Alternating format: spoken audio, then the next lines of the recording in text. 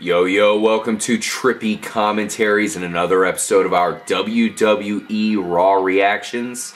Tonight's episode of RAW took place in Baltimore, Maryland, a very interesting location considering the Ravens and their former running back, Ray Rice, were all over the news today. We'll leave that be. We're not going to get into that, but it was a crazy episode of RAW. It actually kicked off with a steel cage match. We here at Trippy Commentaries are huge fans of cage matches, so to have it kick the night off, especially a match between Chris Jericho and Bray Wyatt, the Madman, was unbelievable. Definitely kicked the night off in style. Let's get into it. I'm RJ, joined up for the very first time here at Raw Reactions by Mike. What's going on, everyone?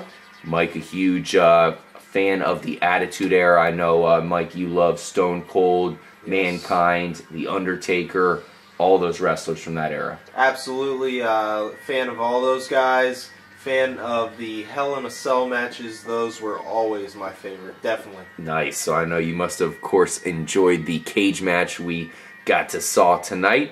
We're also joined up by K-Mac, Kyle, Chris Jericho versus Bray Wyatt. Steel cage match to kick off the night, of course. We saw the night start off with that steel cage overhead. This was a great night.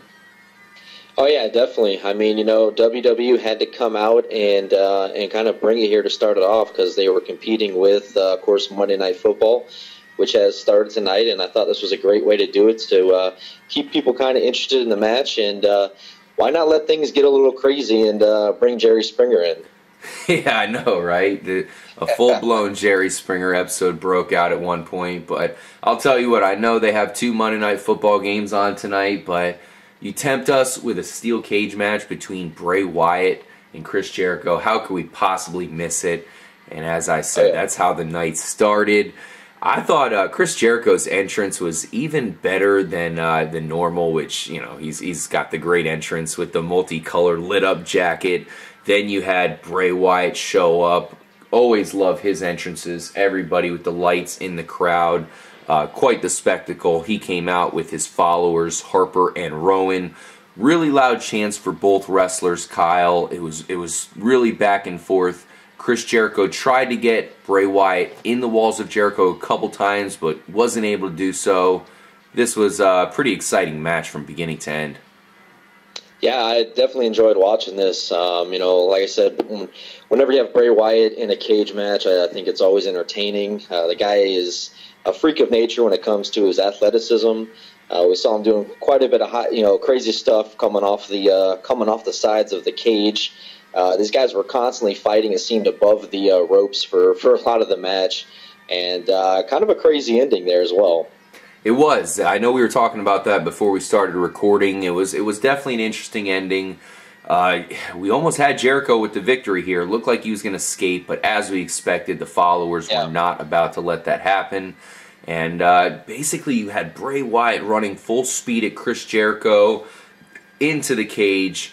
Eventually, Wyatt did roll over Jericho, escaping the cage, getting the victory. But that's not where it ended because he really just punished Jericho. I mean, he put a beating on him, and the segment ended with him putting his patented Sister Abigail move on him in the cage. That wouldn't be the last we'd see of Chris Jericho because we saw him later on in the night getting worked on by the trainer, and Randy Orton, who was setting out to take care of this man right here, Roman Reigns, actually kind of made a point to take out somebody. Turned out to be old Chris Jericho a little bit later on in the night. So that was an awesome match. Not every day we get to see a steel cage match. Kyle, I could imagine this was probably your favorite match in the past few weeks. Yeah, it really was. I've been kind of getting stale a little bit on Raw the past couple of weeks, and this kind of really brought me back around, kind of got me excited again. And I even like the fact that Orton kind of went after Jericho there when he went after him when he was getting taped up or getting iced or whatever he was doing in the medical room there. Yeah, the training room. He turned and looked at him. He said, because I don't know if you remember when Jericho was out at the beginning of last week, had said that Orton pretty much gets everything handed to him. So, because I was always wondering when Orton was going to come back around and do something about that, because he never did anything when Chris Jericho told him that. Yeah, very observant. That's true. I actually didn't think about that. Randy Orton also wanted to come off as basically, a destructible force because he had a matchup at the main event tonight with Mr. Roman Reigns, as seen here in the ring. Kane below him. Unfortunately, it wouldn't end that way tonight. We'll eventually get into that. Dolph Ziggler showed off some pretty funny pictures of The Miz. They were quite embarrassing. There was a news story over the weekend where a lot of celebrity nude pics were getting hacked and brought out. So Dolph Ziggler thought it'd be funny to show off some pretty bad pictures of The Miz, including one with his stand-in or stunt double, Damian Sandow, I guess spray painting him. So that was hilarious. Props to Dolph Ziggler for doing a good showing leading up to this next pay-per-view. AJ Lee and Paige actually teamed up, another couple that are leading into a big fight. And this is actually going to be for a Divas Championship. AJ Lee and Paige there. Actually, no, I'm sorry, I forgot Brie Bella's getting the championship matchup. So I guess they're just teaming up. I'm sure they'll face off in the future. Regardless, they defeat Rosa and Natalya and then bicker with each other afterwards. So we'll see when they face off with one another again. They're clearly showing that they still have the frenemy situation going on, which is really nothing we're looking forward to here at Trippy Commentaries. Randy Orton, like we said, attacked Jericho following that match. And then after that, we had Paul Heyman come out. Paul Heyman kills the mic each and every time he's on Raw. Oh, yeah. He's got to, because he's representing, of course, Brock Lesnar, who hasn't been there every Monday night. And John Cena's taken exception to that. So you had Paul Heyman and John Cena get into a big war of words here. Cena, I thought, sounded great once again. He's a little bit underrated, but he seems to come through every time. I know it is a little bit similar, his his little speeches he puts on every week, but he really does put a lot into it. He wanted Brock Lesnar to show up. Of course, if he didn't show up, he vowed to basically kick Paul Heyman's ass. That would have been funny. Get Paul Heyman in the FU, or the attitude adjustment as they call it these days. But regardless, we will announce that Brock Lesnar has announced that he will be on next week's Raw. Kyle, I mean, these guys, I can imagine, are not going to get in a fight leading up to the pay-per-view. So it's probably just going to be a stare-down, something like that, you think, right? I don't know, man. I'd like to see him kind of go at it. Give us a little more leading up to their pay-per-view for the rematch. I'd like to see him kind of get a little action going on in the ring, whether it's they just, start fighting each other out of nowhere for a brief moment, it gets broken up, whatever. I want to see some interaction between these guys, except for only at the pay-per-views. Yeah, I think we will get something next Monday, that's for sure, K-Mac. So we'll see. This leading into this week, I was excited for the cage match. Leading in next week, I'm excited for the confrontation there between Paul Heyman, of course, Brock Lesnar, and John Cena. That should be great. The next match was a really good one. Sheamus got to face off with Seth Rollins. So when I heard that this was going down, it was like, whoa, that's an awesome combination. Seth Rollins versus just about anybody is amazing these days, let alone Sheamus, who's always one of the funnest wrestlers to watch. He looked like he actually was going to get the victory, which would have been a very impressive victory against Seth Rollins, but eventually Cesaro showed up, did the distraction action, as we've seen so much lately here, Kyle, and Seth Rollins wins. So pretty interesting there. We'll see what that means for Sheamus and his title moving forward. We all kind of think Cesaro is going to strip Sheamus of the title at this Night of Champions pay-per-view. K-Mac, I have yet to ask you who your early favorite for that match is. Cesaro for Sheamus. You want to give anything away yet? Man, I got to go with Sheamus, big boy on that one. Cesaro just hasn't been showing enough for me to have him be the victor in this. I like Sheamus. And another thing, going back to this match here with Seth Rollins, doesn't it seem like Seth Rollins is always about to lose, and then someone comes out and bails him out? Yeah, that's definitely how it's been going down. Yeah, and as we learned later on, Seth Rollins is, I guess you can pretty much call him a dirty fighter at this point. I mean, damn, he's relentless. The next battle was actually an NXT battle. This was something I've been asking for a long time. I've been telling Retro Brett, of course, Mike and K-Mac are filling in for Retro Brett and C-Dub this week. I've been in their ears saying, when are we going to see Sami Zayn and Adrian Neville finally appear on Raw? Tonight was the night. They actually had the NXT battle between the aforementioned Neville and Zayn against a couple other NXT fighters. Now, this was really fucking cool because I'm telling you guys, Adrian Neville pulls off some moves that are just simply unbelievable. And really need to, we can't even talk about them. I mean, their flips, their 360, 1080, whatever, in the air.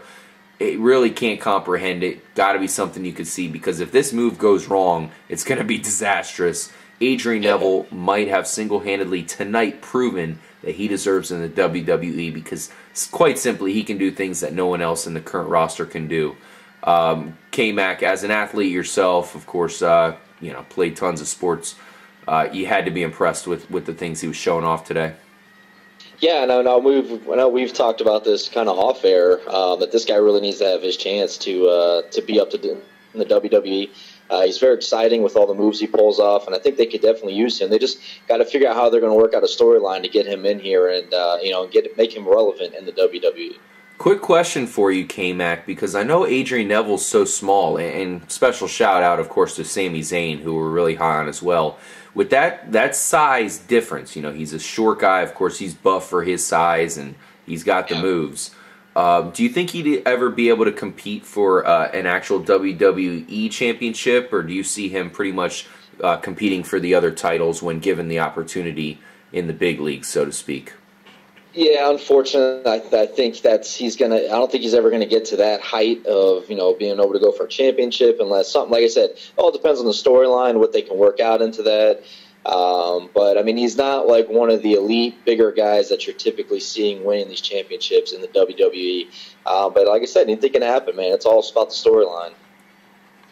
Absolutely, and hell, I mean, even if he was going for those other titles, that's still something we're really, really hoping for.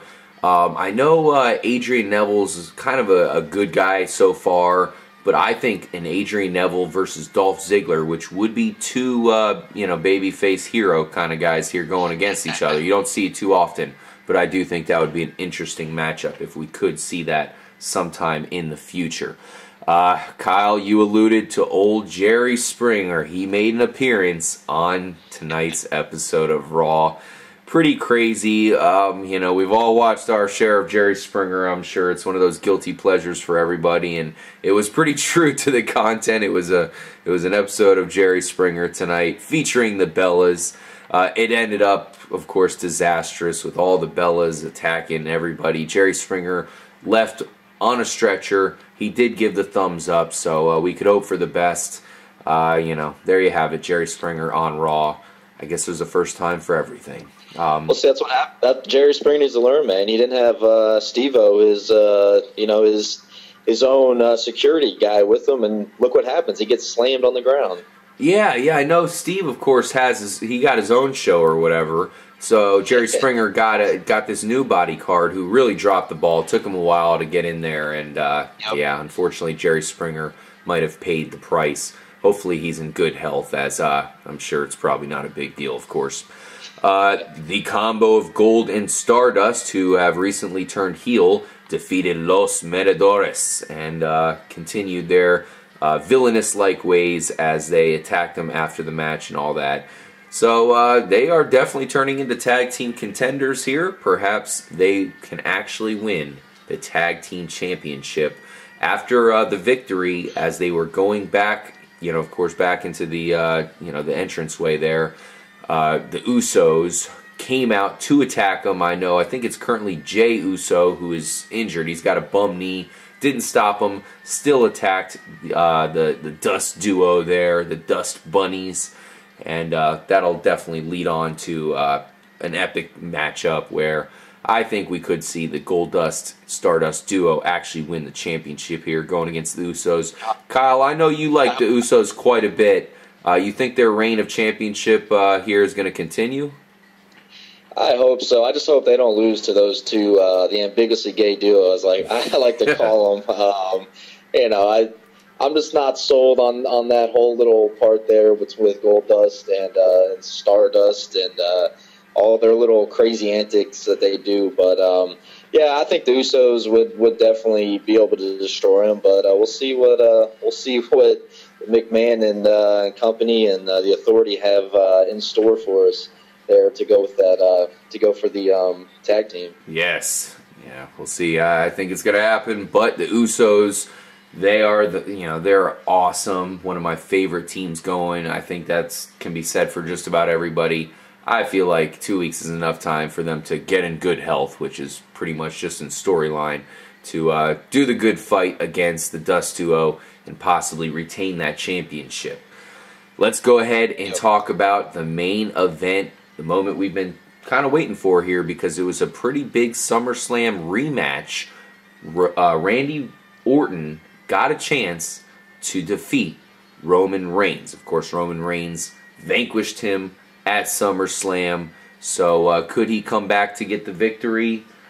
It was really a back and forth matchup here. We saw a lot of good moves by both guys. I thought Randy Orton did a pretty good job considering how good Roman Reigns is. But the bottom line is, guys, what we all knew what would happen. The rest of the Authority members came out, Seth Rollins and Kane, to get Randy Orton's back. And then it got real crazy as they ordered the steel cage to be dropped. And that trapped, of course, Randy Orton and Roman Reigns in there. Next thing you know it, Kane's trying to get in. Randy Orton on the ground, so Roman Reigns had an opportunity to bash away Kane with the chair. And then you look up, Seth Rollins jumps off the top of the cage and hits Roman Reigns from way up there. And, geez, Kyle, to think of this move in real life, someone actually having to do that, one of the most impressive things that you can see in the WWE. Yeah, RJ, I mean, this is kind of putting your career on the line here for a Monday Night Raw. Jumping from that high up, anything can go wrong. It looked like he did it well. It looked like maybe he kind of hurt himself a little bit when he landed, but I thought it was a pretty. I think both parties there between Roman Reigns and Seth Rollins got away from that with no real injuries, which is always good to see because let's face it, WWE's been losing some big time wrestlers lately to injuries, and they can't afford to do that. Yeah, that's for sure, especially these guys. I mean, these are all triple A listers here. One thing that was kind of funny, Mike, is as the cage was coming down, we saw it almost looked like Seth Rollins was going to get impaled there. Did you notice that? Yeah, that was crazy. It like stopped, almost like it had an auto stop or something. Yeah. But that match was crazy for Monday Night Raw. Mm-hmm. Very nice match. It's the classic to see the guys come in there and take over one of the up and coming wrestlers, Roman Reigns. Yeah, no, they really put a beating on Roman Reigns here, and I'm not used to seeing that. It seems like Roman Reigns always kind of avoids the beating and then ends up putting the beating on himself on these jabronis that try to take him out. This wasn't the case. Kane, Seth Rollins, Randy Orton, they brutally beat him down. Do you think he can come back from this, Mike? Absolutely. I think Roman Reigns is one of those top wrestlers now, and I think he's, just going to have to get through this, and I think it's something that he's very capable of doing. Mm-hmm. Now, FPS Kyle, basically, we've been worried about Dean Ambrose as of late because he was curb stomped by Seth Rollins onto some cinder blocks. We have yet to see him since that happened. They tried to pull the same thing off on Roman Reigns. Now, Roman Reigns fought out of it, was able to avoid that, and ended up trying to get Seth Rollins. He threw a cinder block at Rollins. Now, in this case, he was not able to escape the brutality, and he was victim to the curb stomp, and it was a really big curb stomp. It wasn't on some steel blocks, or I'm sorry, cement blocks, but it was on a chair. And are you worried that Roman Reigns is going to be out like Dean Ambrose now? No, I don't think so. I think my concern with Roman Reigns is he needs to kind of get himself a posse. I mean, I know he had Ambrose there helping him out for a little while, but he's going to have to get some backing, because we know anytime he fights anybody from the Authority, they're all going to come out. Once Reigns starts doing anything to look like he's going to win, they're going to come out, they're going to fix it, they're going to make sure he doesn't win. So he definitely needs to get a little bit of help, I think. It'd be nice to see Ambrose come back, because we know Ambrose will go crazy on the Authority like he likes to do a lot. And but that's the only thing I'm concerned about with Roman Reigns is just that every Roman Reigns fight where he fights against Authority, is it always going to be broken up, and is it always going to be rigged to where he loses? Yeah, we'll see what that means going forward. I'm sure Roman Reigns is going to have a big match at Night of Champions. That still remains to be seen exactly how he will be involved. But this is a big dog, and he's got to be in there somewhere. And I wouldn't doubt if it's a revenge match against Randy Orton, where this time Roman Reigns gets the upper hand. I like a lot what you said there, Kyle, about possibly Dean Ambrose coming back and teaming up with his former Shield member Roman Reigns to finally basically get revenge on the Authority. It's about time they end up getting curb stomped on some cement blocks, or maybe even worse. We might see something crazy like that playing out, because I mean, we, like you'd said, after the crazy Ambrose curb stomping, and then they tried Roman Reigns, and then they actually got Roman Reigns on the chair. Man, it's almost leading up to that. I think Seth Rollins, his time to get the teeth on the pavement is coming. Yeah, Seth Rollins, your time's coming, buddy. Thank you guys for joining us for another episode of our WWE Raw reactions. Make sure to stay tuned, as next week we'll have an appearance by Brock Lesnar. That's probably going to mean a lot for that feud with John Cena. I'm sure they're going to go toe-to-toe and have words.